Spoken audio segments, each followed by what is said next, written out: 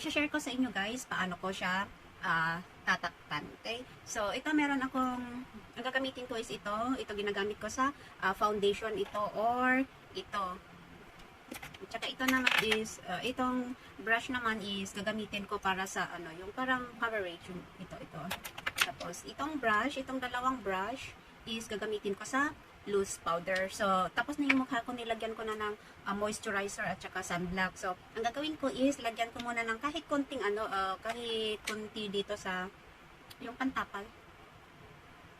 Yan, kahit konti-konti muna dito, kahit konti lang, ganyan-ganyan ko muna siya.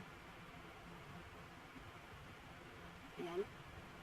Kasi makikita nyo, ang dami halos buong mukha ko is, yung itong area is talagang dark siya, pero dito, hindi. Basta dito, at saka dito siya talagang dark siya, at saka yung ito dark. So, ayan, lagyan ko lang siya ng konti lang, konti. Kahit ganyan-ganyan ko lang. Mamaya natin i-set.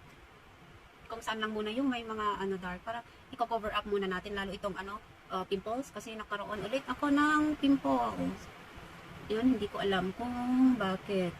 So, ayan, makikita nyo guys na buong ito is talagang nag-dark siya. Hindi ko alam na bakit, hindi ko alam kung ano yung reason bakit kumakalat siya. So, nakakababa ng self-confidence, di ba? Pag meron kang ganito sa mukha mo. Pero unti-unti ko na siyang tinatanggap. Almost 3 years na ito sa mukha ko. So, ayan, takpan-takpan muna natin ng konti. Ayan, tapos dito. Ayan. Ito, konti muna siya. Tapos, ang next na gawin ko is foundation, Maybelline foundation. Ito yung lagi kong ginagamit kasi full coverage din siya. At saka may SPF. So, SPF 25. So, mas maganda na ito ang gamitin ninyo kung magpa-foundation kayo. So, ilalagay ko dito sa palm ko kahit konti lang. Kahit konti lang siya. Ayan. Tapos, pwedeng ito ang gamitin ko. Pero, mas prefer ko yung ito. Kasi ganyan-ganyan. O pwede mo kayong gumamit ng yung ganito. So, nasa sa inyo kung ano yung mas prefer yung gamitin. Pero ako is, ito yung ginagamit ko. Ganyan lang siya. Tapos, para ma-impress siya, ma-absorb na ang mukha mo. Pag maglagay kayo ng foundation, girls, is kailangan lahat lalagyan nyo para magpantay. Kahit yung dito nyo, lagyan nyo siya para pantay. So, ayan guys, makikita nyo yung pagkakaiba dito na may foundation tapos yung ito wala. Di ba medyo natakpan yung freckles, hindi na siya masyadong makita. Dito makikita pa rin. Pero kailangan na i-mix ninyo. Kahit dito sa may mata, kailangan lagyan nyo para makapantay lahat yan.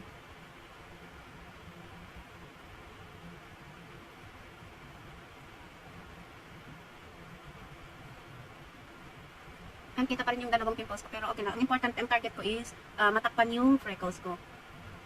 Yan, lahat na gano'n ninyo is lagyan nyo ng foundation. Yan. Tapos kalat. Meron pa. So, sayang. So, sa garin natin. Pati ito medyo natatakpan na siya. So, ayan guys. Hindi na masyadong makita yung freckles ko, diba? Nagmukha na siyang makinis ang mukha ko. Which is, hindi makinis yung mukha ko kasi marami akong dark spots. So, ayan guys. Ayan, medyo okay na.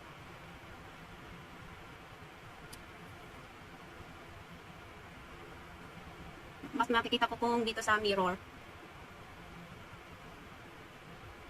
Kailangan na i-blend ng maigi. Tapos, lagyan ng konti dito sa leeg para magpantay siya, diba? Kahit dito lang para mapantay lahat yung sa mukha mo, tsaka sa leeg mo, syempre. So, yan sis, meron pa.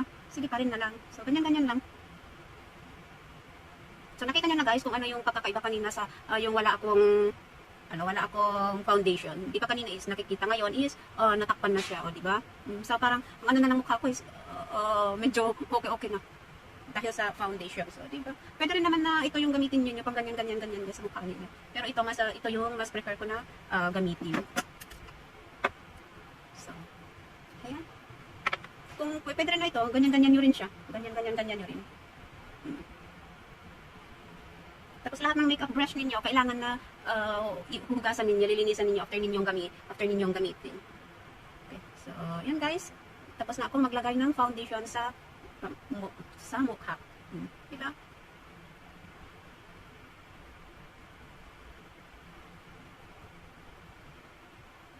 So, yan, done. So, ganyan lang kasimple. So, ganito ang ginagawa ko kung magde-day off ako, tapos gusto kong takpan yung freckles ko dito sa mukha, kasi kumakalat di ko. Ganyan, nagpa-foundation ako. Tapos after ng foundations, para ma-set yung foundations ninyo is, gumamit kayo ng loose powder. Pang-set siya. So, ayan. Kahit kunti lang ang gagamitin ninyo. So, ito, ang gagamitin ko,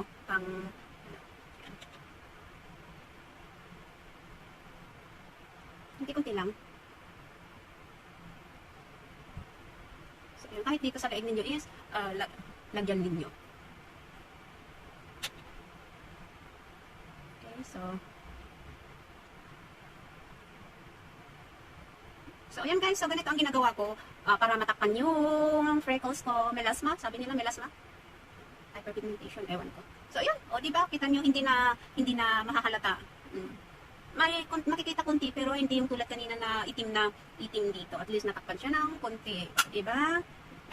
So, after natin mag-foundation, maglagay ako ng kunting blush on dito. So, ito naman, ito yung sa pang blush on ko dito. So, kahit konti lang na blush on, kahit konti lang siya.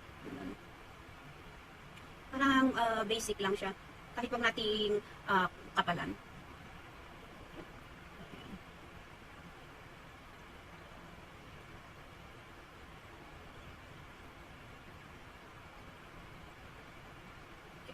So, kahit ganyan lang siya. And then, gusto kong maglagay ng kahit konting highlights.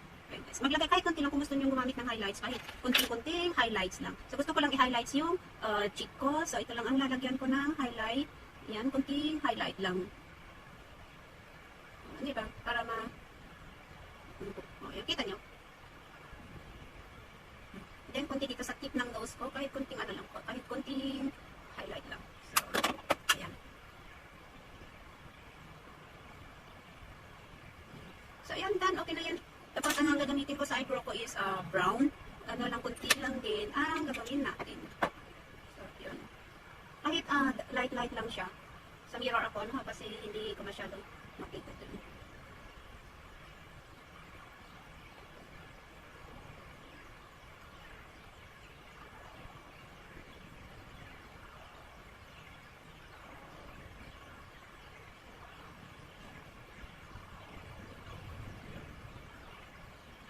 Natin maglagay ng eyebrow.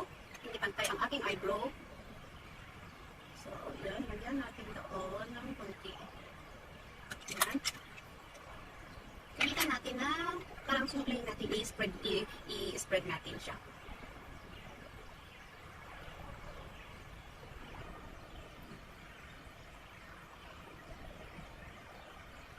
Okay. So, ganyan lang. Kahit hindi na lang ako maglagay ng eyeshadow muna. Ngayon, okay? So, ang ating next step ngayon is gumamit tayo ng tintan. So, we are done. Ready to go. Ready to go tayo ito. So, brush lang ayos ko lang dito sa lips ko.